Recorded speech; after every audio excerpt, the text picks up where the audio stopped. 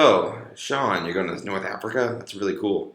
First, just to get one thing clear, I think it's pretty uncontroversial to say that the average people of these developing countries bear little to no responsibility for their country being so underdeveloped. Like people in any other part of the world, they generally just live their lives and try to help those close to them the best they can. In America, we have the American dream, where it's said that someone who's poor, if he works hard enough, can rise up from his poverty and become a self-made man.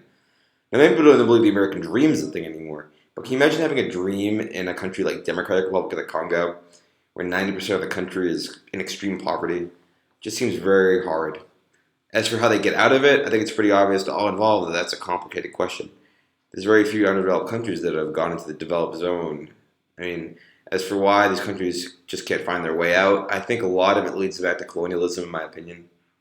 As the book talks about, pretty much all of these undeveloped countries were once colonies of European powers, where they were economically exploited, that borders were often arbitrarily drawn without regard to ethnic or religious considerations, and different ethnic groups and religious groups were pitted against each other by Europeans who wanted to avoid a united opposition to colonial rule.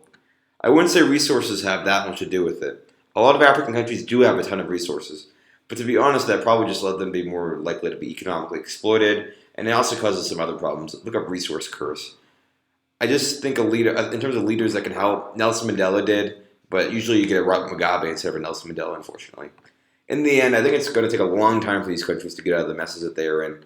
What's the best remedy for that? I believe it's a steadfast devotion to democracy, a dynamic economy free of corruption, and several social services for the people inside the country. It's just a struggle to attain all these things. It's really difficult.